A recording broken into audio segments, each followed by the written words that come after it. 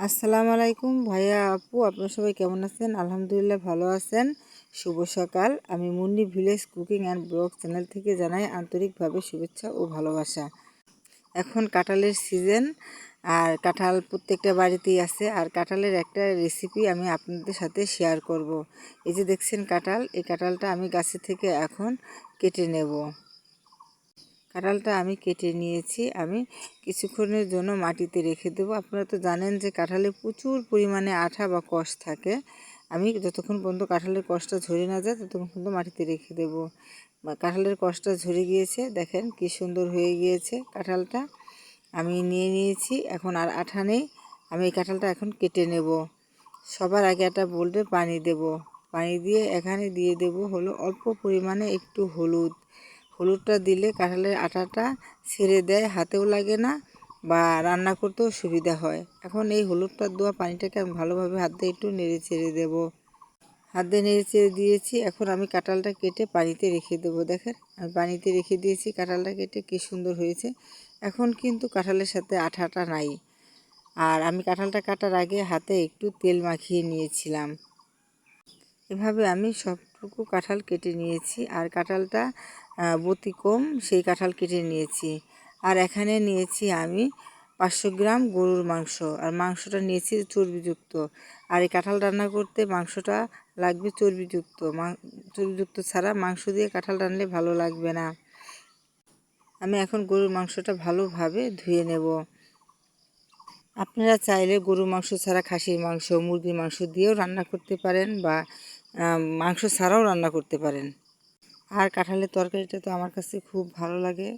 এখন আমি আগের থেকে চুলায় একটি কড়াই বসিয়ে রেখেছি, দিয়ে দিচ্ছি পরিমাণ মতো পানি। আর দিয়ে দেব হলো সামান্য একটু লবণ। লবণটা দিয়ে আমি পানির ভিতরে আগের থেকে ধুয়ে কেটে রেখেছিলাম হলুদ দিয়ে কাঁঠাল বা এঁচড়, এই এঁচড়গুলো আমি এখন কড়াইতে একে একে সবগুলো এঁচড় দিয়ে দেব। ভাইয়া আপু, যারাই আমার এই ভিডিওটা দেখেন, দেখার আগে একটি লাইক করে দিবেন। এখন আমি ঢাকনা দিয়ে কিছুক্ষণের জন্য ভাপ দিয়ে নেব। ঢাকনা নিয়েছি, দেখেন ভাপটাও এসে গিয়েছে, কি সুন্দর হয়ে গিয়েছে। এভাবে কাঁঠাল বাইচুরগুলো ভাপিয়ে নিতে হবে। আর পুরো ভিডিওটা না টেনে দেখে নেবেন। এখন ভাপ দেওয়া হয়ে গেছে। আমি কড়াইটা আগে থেকে চুলায় রেখে দিয়েছিলাম। দিয়ে দেব হলো পরিমাণের চেয়ে একটু বেশি তেল, কারণ কাঁঠাল রান্না করতে তেলটা বেশি লাগবে। আর তেলটা বেশি না দিলে খেতে মজা লাগবে না।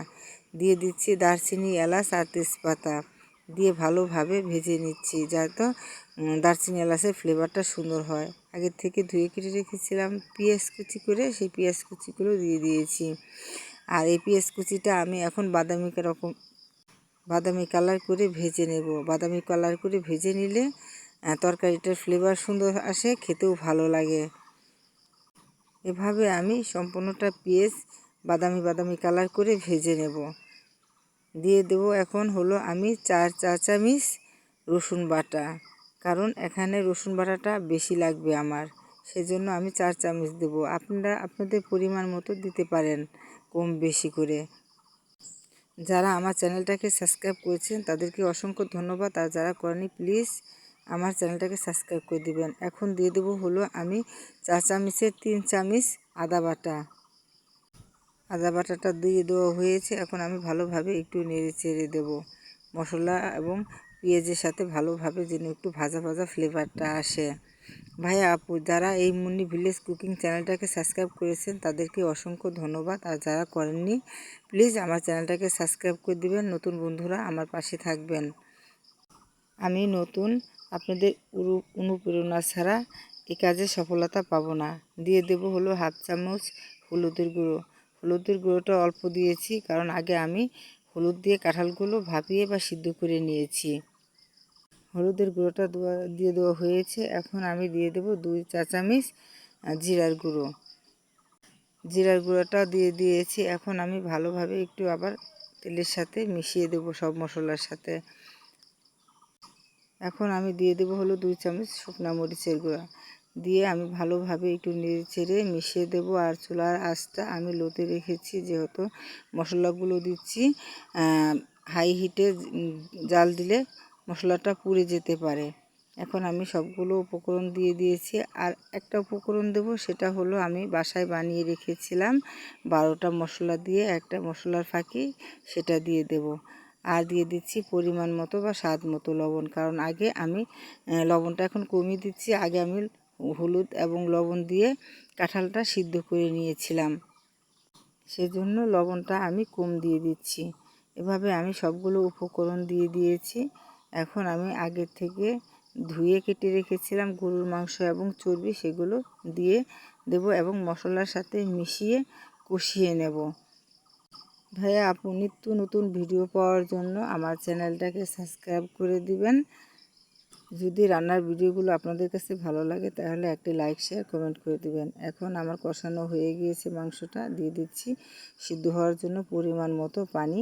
পানিটা দেওয়া হয়ে গিয়েছে। এখন আমি খুন্তি বা ভাজাকাঠি দিয়ে ভালোভাবে নেড়ে চেড়ে দিচ্ছি। এখন মাংসটা যতক্ষণ সিদ্ধ না হয়ে আসে ততক্ষণ পর্যন্ত ঢাকনা দিয়ে আমি ঢেকে দেব। যারা এভাবে কাঁঠাল দিয়ে মাংস বাসায় রান্না করে খেয়েছেন তো খেয়েছেন, আর যারা খাননি তারা প্লিজ আমার রেসিপিটা ফলো করে বাসায় রান্না করে খেয়ে দেখবেন। আমি ঢাকনাটা নামিয়ে নিয়েছি, মাংসটা কষানো হয়ে গিয়েছে। দেখেন মাংস থেকে তেল ছেড়ে দিয়েছে, মশলা আলাদা হয়ে গিয়েছে। এভাবে আমি সম্পূর্ণটা মাংস কষিয়ে নিয়েছি। যারা এভাবে মাংস রান্না করে খেয়েছেন তো খেয়েছেন, যারা খাননি তারা আমার রেসিপিটা ফলো করে বাসায় রান্না করে খাবেন। আমি আগে থেকে কাঁঠালগুলো ভাপিয়ে নিয়েছিলাম। এখন সবগুলো কাঁঠাল মাংসের ভিতরে দিয়ে দেব, দিয়ে ভালোভাবে একটু নেড়েচেড়ে মাংস এবং কাঁঠালটা মিশিয়ে নেব। আমি এখন ভালোভাবে একটু নেড়েচেড়ে মাংস আর মশলা আর কাঁঠাল একসাথে মিশিয়ে দেব। দেখেন কি সুন্দর করে আমি মিশিয়ে দিয়েছি, কি সুন্দর হয়েছে আর দারুণ একটা ফ্লেভার বেরিয়েছে। এখন আমি যতক্ষণ পর্যন্ত মাংস এবং কাঁঠালটা ভালোভাবে সিদ্ধ বা কষে না আসে ততক্ষণ পর্যন্ত ঢাকনা দিয়ে ঢেকে দেব। দেখেন ঢাকনাটা নামিয়ে নিয়েছি, কি সুন্দর হয়েছে, নিচে তেল বের হয়ে গিয়েছে। এভাবে কাঁঠাল রান্না করলে খুব মজা লাগে। আর আপনারা যারা এভাবে কাঁঠাল খেতে ভালোবাসেন, কাঁঠালটা বাতি কম দেখে রান্না করবেন। বাতি কম কাঁঠাল রান্না করলে অনেক ভালো লাগে। দিয়ে দিচ্ছি পরিমাণ মতো পানি, যতটুকু লাগবে অতটুকু, কারণ আমার কাঁঠালটা একটু বেশি নিয়েছি, পানিটা একটু বেশি লাগবে। আপনার অল্প কাঁঠাল নিলে অল্প লাগবে, সেজন্য যার যার পরিমাণ মতো দিবেন। এখন আমি পানিটা দেওয়া শেষ হয়ে গেছে, ঢাকনা দিয়ে ঢেকে দেবো যতক্ষণ পর্যন্ত কাঁঠালটা এবং মাংসটা ভালোভাবে সিদ্ধ না হয়ে আসে। দেখেন ঢাকনাটা নামিয়ে নিয়েছি, কি সুন্দর হয়ে গিয়েছে। কাঁঠাল আর মাংস গলে গিয়েছে, চেপে গিয়েছে আর এখন সিদ্ধ হয়ে গিয়েছে। আস্তে আস্তে নাড়তে হবে, বেশি জোরে নাড়া যাবে না, নাড়লে কাঁঠালগুলো ভেঙে যাবে। দেখেন কাঁঠালটা সিদ্ধ হয়ে গিয়েছে, কত সুন্দর হয়েছে। আমার রান্নাটাও প্রায় শেষ হয়ে গেছে। আর এই কাঁঠালে অল্প ঝোল রাখতে হয়, বেশি ঝোল রাখলে খেতে মজা লাগে না বা স্বাদ লাগে না। ভাইয়া, আপু, যদি আমার রেসিপিটা ভালো লাগে আপনাদের কাছে তাহলে বাসায় ট্রাই করবেন এবং একটা লাইক শেয়ার কমেন্ট করে দিবেন। বন্ধু হয়ে আমার পাশে থাকবেন। আমি এখন ঢাকনাটা দিয়ে দিচ্ছি এবং চুলাটা বন্ধ করে একটা বাটিতে সার্ভ করে নেব। দেখেন আমি একটা বাটিতে সার্ভ করে নিয়েছি, কি সুন্দর হয়েছে। এভাবে কাঁঠাল দিয়ে গরুর মাংস রান্না করলে খুব ভালো লাগে। শুধু গরুর মাংস না, মুরগির মাংস, খাসির মাংস দিয়ে রান্না করলেও ভালো লাগে, মাংস ছাড়া রান্না করলেও ভালো লাগে। তো সবাই ভালো থাকেন। আসসালামু আলাইকুম ওয়া রাহমাতুল্লাহি ওয়া বারাকাতুহু।